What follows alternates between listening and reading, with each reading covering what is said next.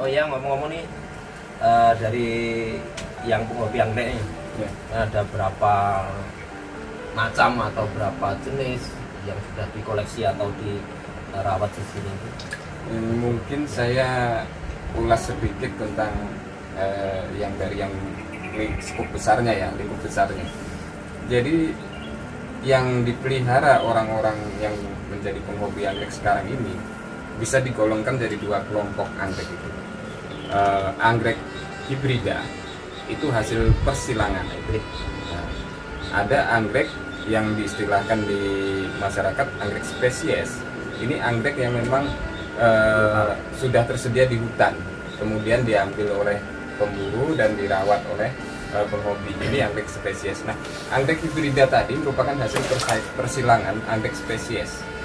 Jadi ada kemudian para pembudidaya yang kemudian tahu bagaimana mengawin silangkan untuk mendapatkan karakter yang ingin dicapai. Misalnya anggrek bulan amabilis dengan anggrek bulan yang lain. Anggrek bulan ini bahasa latinnya Phalaenopsis ya. Jadi kalau ini disilangkan, mereka sudah bisa memperkirakan nanti hasilnya akan seperti apa tanamannya, seperti apa bunganya, warna bunganya dan bentuknya juga mereka sudah bisa prediksi. Nah, di sini saya merawat sebagian dari dua kelompok besar tadi.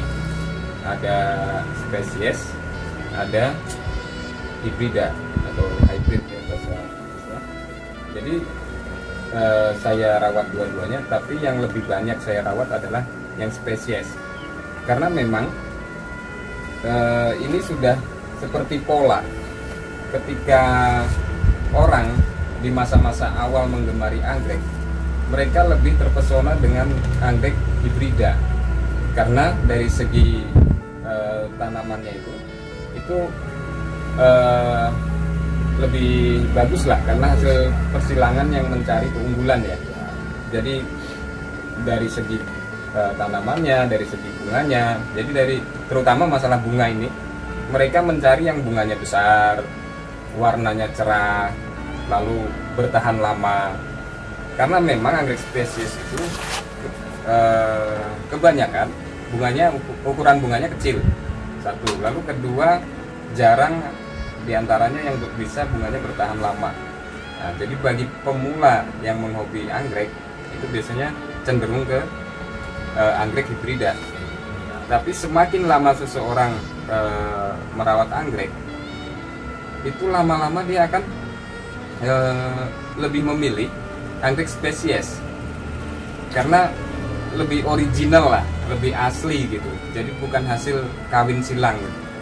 Walaupun bunganya kecil, bunganya bertahan tidak lama, tapi mereka merasa lebih mewah ketika bisa merawat anggrek atau memiliki koleksi anggrek spesies. Nah, jadi bahkan ada beberapa anggrek spesies yang akhirnya langka dan harganya berpuluh-puluh kali lipat di atas anggrek hasil persilangan atau hibrida tadi. Nah, gitu. Dan untuk jenis, tadi ditanyakan jenisnya, kalau kita browsing itu untuk Kalimantan atau Kalimantan Selatan tadi? Kalimantan Selatan saja, 1000 anggrek spesiesnya itu lebih dari 1000 spesies.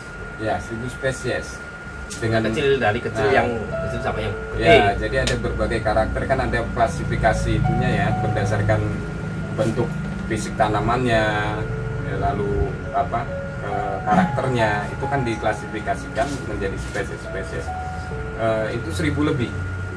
Jadi bayangkan kalau masing-masing spesies punya satu aja saya merawat 1000 lebih gitu. Luar biasanya alam kita ini Kalimantan Selatan. Ya tentu juga di daerah lain ada kekhasan masing-masing, tapi hari ini kita bicara fokus tentang yang ada di Kalimantan Selatan. Itu ada 1000 lebih.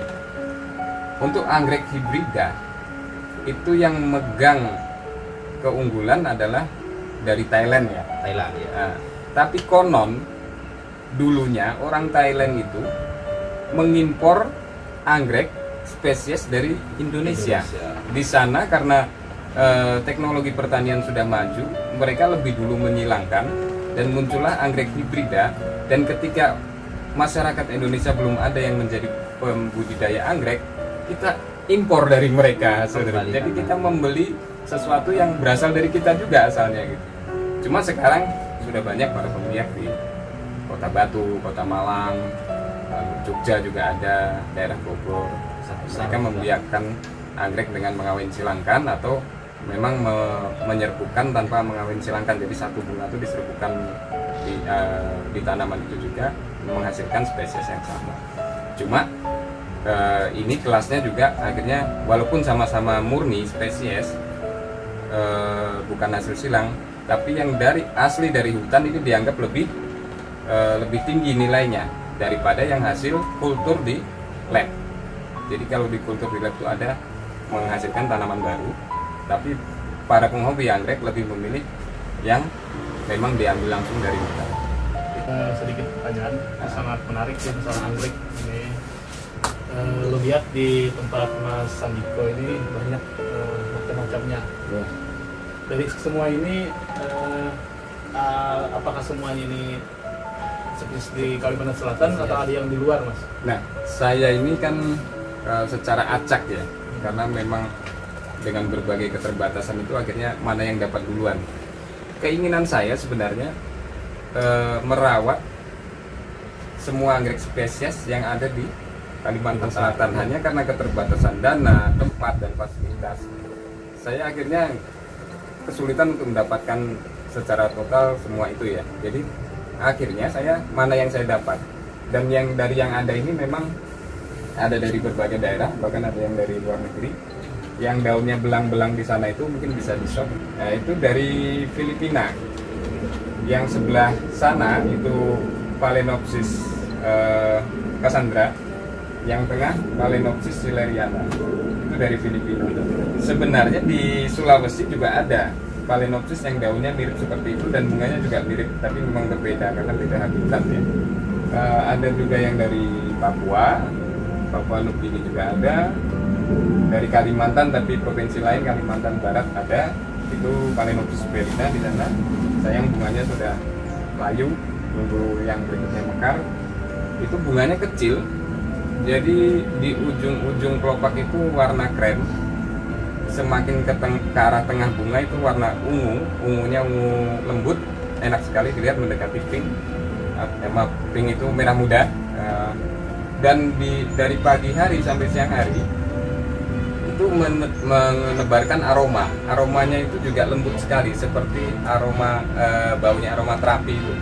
Jadi kan ada kita bahan-bahan aroma terapi yang memang sengaja diuapkan di dalam ruangan untuk menimbulkan suasana rileks, suasana segar. Nah itu baunya seperti itu, salah satu jenis aroma terapi. Nah saya lanjut sedikit.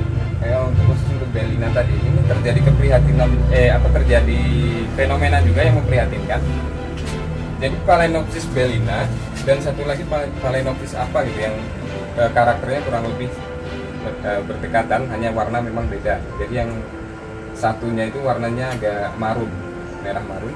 Kalau yang bellina tadi kan krem dan ungu.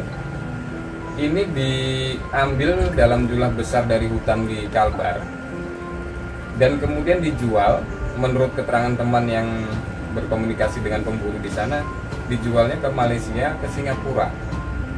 Karena harganya menggiurkan, mereka berburu besar-besaran. Nah, apa yang akan terjadi?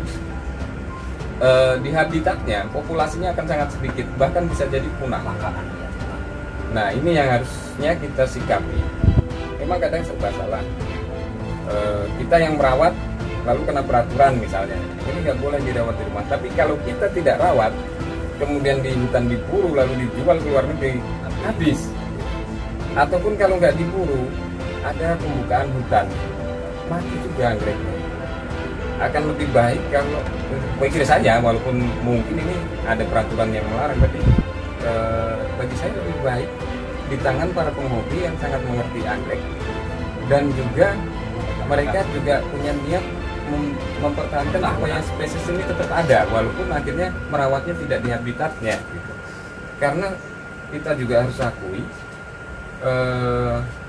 komitmen untuk menjaga anggrek di habitatnya itu bisa kita katakan masih sangat kurang, sangat lemah. Nah, ini loh. Beda dengan Malaysia, saya pernah dengar dari salah seorang teman yang biasa ikut pertandingan ini. Saya sebut pertandingan ya karena saling beradu. Kalau lomba kan lomba lari ya. Jadi dulu-duluan tuh lomba. Tapi kalau membandingkan itu pertandingan. Pertandingan membuat landscape atau landscape anggrek atau membuat taman mini lah anggrek. Mungkin bahasa sederhananya begitu. Beliau pernah ke Malaysia dan mengatakan di hutan Malaysia itu ada satu spesies anggrek yang memang nggak ada di negara lain. Dan itu sangat dijaga sekali oleh mereka. Berani memetik bunganya itu hukumannya sudah berat, penjara berapa tahun gitu. Berani mengambil dan membawa keluar dari hutan, hukuman mati. Pemerintah daerah sana sudah memungkinkan. Jadi komitmennya itu besar untuk itu. Dan memang akhirnya itu terjaga. Di luar Malaysia nggak ada, dan nggak ada yang berani mengutak-atik di hutan. Nah, ini yang kita harapkan ada peraturan yang tegas. Jadi kalaupun memang harus di hutan ya komitmennya sekalian total, semua harus di hutan. Jaga hutannya, jaga habitatnya, jaga populasinya. Nah, tapi jangan nanggung-nanggung, karena ini nanggung-nanggung bisa menimbulkan kepunahan.